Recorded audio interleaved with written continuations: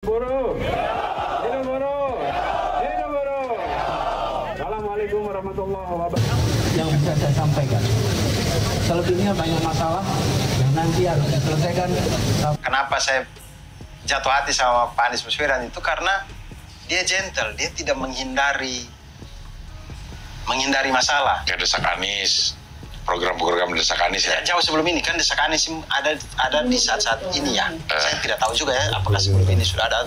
Tapi dia itu Tanya Anies. tipikal yang ada sesuatu dia jelaskan gitu. Dia tidak lari. Nah, saya butuh pemimpin yang begitu. Bayangkan kita punya pemimpin yang ada apapun di masalah negara ini kita tanya ke dia, dia mau jawab gitu. Bukan yang kayak ya enggak tahu kok tanya saya, bukan yang begitu. Bukan yang tiba-tiba lari aja tinggalin wartawan, yang tiba-tiba suruh menterinya jawab. Tidak, dia Kan emang udah nggak bisa 3 periode Pak Jokowi. tidak, maksud saya bayangkan kita punya pemimpin yang kalau ditanya apa-apa dia mau jawab, dia mau mempertanggungjawabkan itu di depan rakyatnya gitu. Itu saya suka sekali gitu. Tidak lari dia tidak akan lari. Misalkan kalau suatu saat jangan sampai tapi misalnya nggak update guys, sok-sok nggak dukung Anies ya kan. Prabowo juga yang ditanya ibu-ibu apa malah disamperin. saya tidak. Waktu yang ditanya ibu-ibu tuh, Saya tidak yang lihat. ditanya ibu-ibu nanya apa gitu. Saya tidak lihat, saya Singkong. tidak tahu. Dari jauh malah dia nyamperin tuh. Saya tidak tahu. Bukan sekedar tidak menghindari, malah disamperin. Ibu nanya apa gitu. Dia sok-sok nggak saya dukung tidak tahu, Anies. saya tidak tahu tentang itu. Ya. Ganjar juga jawab pertanyaan tuh. Kalau cuma jawab pertanyaan. Beda. Kayak misalkan Pak Ganjar itu ya, ini yang saya lihat videonya. Di mana begitu? Saya lupa. Apakah di UI? Apakah di mana? Saya tidak tahu. Itunya. Yang nanti teman-teman kalau ada yang ditahu kasih tahu saya. Jadi itu ada video yang dia sedang diwawancara atau bagaimana? Ada orang teriak mempertanyakan sesuatu gitu ya. Terus kemudian dia bilang, tunggu ya, abis ini sama saya ya. Ketemu Sama saya gitu. Gestur itu ya. Dia mau menjawab, tapi gesturnya itu seperti menantang. Anies Baswedan tidak begitu. Dari gestur saja kita tahu kalau dia ini melihat orang yang bertanya itu sebagai orang yang butuh pemahaman gitu. Bukan orang yang menantang dia, bukan. Nah, kan tipikal orang jawab pertanyaan itu ada dua ya. Ada orang yang jawab pertanyaan karena pengen kasih tahu dia guys. tahu. Benar banget itu guys. Sama tipikal kedua itu orang yang jawab pertanyaan yang pengen orang yang nanya ngerti. Nah, Anies Baswedan tipikal yang kedua. Tipikal yang kalau orang bertanya, dia menjelaskan itu bukan pengen kasih tahu kalau dia itu pintar, tapi dia pengen biar yang tanya itu memahami gitu. Apa yang dikatakan Bang Abdul tadi benar guys ya, bahwasanya Anies tuh dia gentleman guys ya, dia nggak lari dari tanggung jawab kan. Ini buktinya guys ya, dia mendatangin demonstran di hari terakhir di Balai Kota guys. Ini deh. Jakarta, Anies Baswedan menemui masa aksi dari Koalisi Perjuangan Warga Jakarta atau Kopaja yang melakukan aksi di depan Balai Kota DKI Jakarta pada Jumat 14 Oktober 2022. Saat itu, Anies sedang Yang bisa saya sampaikan, selebihnya banyak masalah yang nanti harus diselesaikan satu persatu. Tapi saya sampaikan pada semua yang sekalian, kita mengikhtiarkan apa yang kita janjikan, yang sudah dijanjikan, kita mengikhtiarkan untuk semua bisa dilaksanakan. Sempurna tentu tidak. Dan saya menghormati keputusan saudara-saudara untuk mengambil sikap A, B, C, D terhadap kami, terhadap Pemprov. Itu adalah hak konstitusi dari Anda. Saya sebagai penyelenggara negara tidak bisa mengatur pikiran Anda, tidak bisa mengatur perasaan Anda. Dan saya pun tidak berminat untuk mengatur pikiran dan perasaan. Yang negara bisa atur adalah tindakan. Tapi pikiran, perasaan tidak bisa. Ini lagi guys ya, bahwasanya Pak Anies itu mendatangin pendemo buruh guys. Ini kejadian ini terjadi guys 2 tahun yang lalu guys di Balai Kota guys. Ketika jadi demo, Anies itu langsung mendatangin para pendemo dan dia berbicara guys. Dia menjelaskan semuanya guys ya. Hidup buruh, hidup buruh, hidup buruh. Assalamualaikum warahmatullahi wabarakatuh. Teman-teman semua yang saya hormati, saya ingin mengulang pesan saya bahwa kita di Indonesia ini memiliki begitu banyak masalah, tantangannya banyak, tapi kita juga punya banyak orang-orang yang peduli untuk menyelesaikan masalah. Karena itu saya ingin sampaikan terima kasih teman-teman semua. Buruh jumlahnya ada ratusan ribu, ada jutaan, tapi teman-teman memilih hadir ke sini untuk memperjuangkan nasib buruh. Terima kasih. Terima kasih. Yang kedua, saya sudah mendengar apa yang tadi disampaikan oleh Mas Winarso. Mas Winarso dan teman-teman, kita bertemu bukan pertama kali, beberapa kali, berkali-kali. Dan kita memang ingin agar semua yang di Jakarta bisa merasakan kesejahteraan. Termasuk buruh, betul? Kita semua ingin itu. Jadi kami pun punya pandangan yang sama, teman-teman. Boleh saya cerita ya? Boleh ya? Boleh ya? Jadi minggu lalu kami mengirimkan surat kepada Menteri Tenaga Kerja. Kami melihat PP 36 yang formulanya diberikan untuk seluruh Indonesia.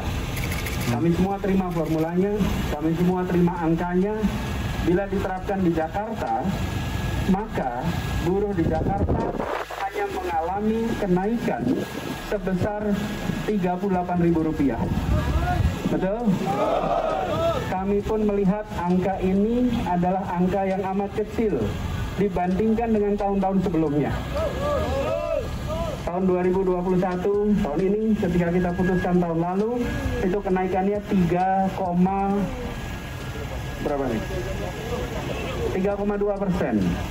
Tahun-tahun sebelumnya di Jakarta itu kenaikan UMP 8,2, 8,7, 8,0, 8,5.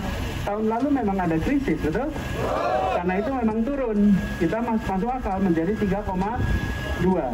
Tetapi ketika ditetapkan di tahun 2022 hanya 0,85%, kami pun berpandangan ini angka yang terlalu kecil untuk buruh di Jakarta. Jadi teman-teman semua, saya memang terbiasa bekerja untuk menyelesaikan masalah, bukan untuk mengumbar masalah. Betul? Jadi ketika ada ini, apa yang kita lakukan? Kita bersurat kepada Kementerian Tenaga Kerja. Kita mengatakan formula ini tidak cocok untuk diterapkan di Jakarta. Formula ini kalau di Jakarta tidak sesuai, karena itu kita mengirimkan surat sesuai dengan prosedur bahwa formulanya harus memberikan rasa keadilan. Udah diucapkan guys dulu. Dan sekarang kita sedang fase pembahasan. Fase pembahasan kita ini 2 tahun yang lalu guys ya. Di Jakarta baik buruh maupun pengusaha merasakan keadilan. Betul kan? Kan adil itu harus semuanya, bukan yang harus adil.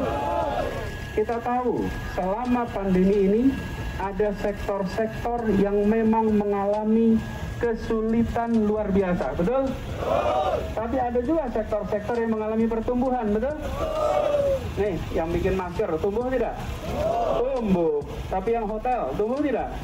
Tidak. Jadi ada situasi di mana sebagian merasakan pertumbuhan, sebagian merasakan pengurangan, betul ya? Nah, karena itulah kita tahun lalu mengambil kebijakan. Ada yang memang diperkirakan naik, ada yang memang tetap, karena mengikuti situasi tiap sektor yang berbeda. Jadi teman-teman sekalian, kami memahami dan saat ini kami sedang sama-sama memperjuangkan agar UMP di Jakarta naik lebih tinggi daripada yang formula yang ada sekarang. Okay? Dan itu sudah kita kirimkan karena kita harus bekerja mengikuti prosedur, betul tidak? Karena itu saya minta teman-teman semua sampaikan ini juga dengan tertib. Saya terima kasih bahwa teman-teman datang ke sini dengan tertib dan ini menjadi contoh bahwa memperjuangkan kebenaran dilakukan dengan cara yang benar, dilakukan dengan cara yang baik, dan biarkan buruh jadi contoh buat semuanya. Jadi teman-teman, Mas Winarso dan seluruh teman-teman KSPI, saya ingin sampaikan terima kasih. Kita hari ke depan akan bahas ini. Perlu saya sampaikan, tanggal 20 harus dikeluarkan. Kenapa harus dikeluarkan? Karena ketentuannya mengharuskan harus keluar keputusan gubernur sebelum tanggal 20. Bila tidak mengeluarkan, maka jadi melanggar. Karena itu kami keluarkan yang masih sesuai dengan PP 36. Sambil kita mengirimkan surat, kami terpaksa keluarkan keputusan gubernur ini, karena bila tidak dikeluarkan maka dianggap melanggar. Tapi kami bilang ini tidak cocok dengan situasi di Jakarta, dan itu yang sudah kita lakukan. Jadi saya minta teman-teman bantu kepada kita untuk bisa sama-sama nanti membuat ini tuntas, dan semoga nanti kita akan dapat hasil yang optimal. Amin. Ini baru 2 video guys ya yang terbukti bahwasanya Anies bener-bener gentleman guys ya, seperti yang diucapkan komika Abdur tadi guys ya. Inilah alasan dia memilih Anies guys, karena Anies tuh dia gentleman, dia nggak kabur guys. Ketika di demo, bahkan ketika di demo dengan orang seramai ini guys, dengan emosi yang berbeda-beda, dia nggak kabur guys, dia malah masuk ke dalam, dia duduk bareng, komunikasi deh guys, tanya apa yang perlu ya kan. Itu guys, itulah yang bikin Bang Abdur itu guys pilih 01 guys. Karena 01 ini nggak kabur deh guys, dia ditanya sama siapapun dia nggak kabur, malah dia menganggap bahwasanya orang yang bertanya itu adalah orang yang butuh pemahaman ya, bukan orang yang laga ilmu guys ya, atau tes ilmu, enggak. Tapi di mata Anies orang yang bertanya adalah orang yang butuh pemahaman, makanya dia menjelaskan dengan sopan, runut, dan mudah dipahami guys ya. Nah itu berarti bener-bener guys yang apa yang diucapkan Abdur ini guys, ini adalah kenyataan guys, bukan karangan semata ya kan. Nah guys, bagaimana menurut kamu guys? Silahkan berikan tanggapan, sanggahan, opini, dan kritik di kolom komentar. Semoga itu bermanfaat bagi kita semua. Terima kasih udah nonton video ini hingga akhir. Sampai jumpa lagi di video selanjutnya. Wassalamualaikum warahmatullahi wabarakatuh.